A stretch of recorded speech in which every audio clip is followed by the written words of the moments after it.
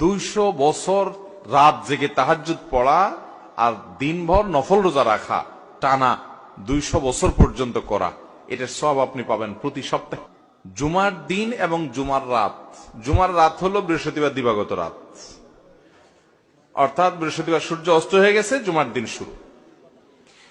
তো এই জুমার রাত এবং জুমার দিন, এই উভয়টাতে তোমরা আমার প্রতি বেশি বেশি করে দুরূদ প্রেরণ করো, আমার জন্য আল্লাহর কাছে দোয়া পেশ করো।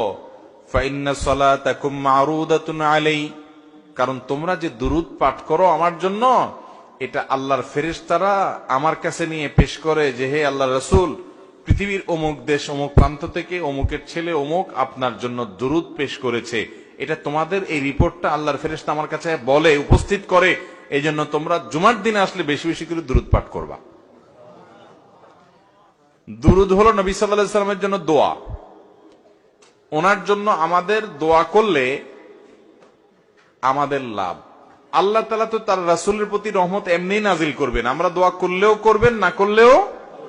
কিন্তু আমরা যদি দোয়া করি তাহলে সেক্ষেত্রে ওনার লাভ হোক না হোক আমাদের লাভ নিশ্চিত, নিজেদের লাভ নিশ্চিত।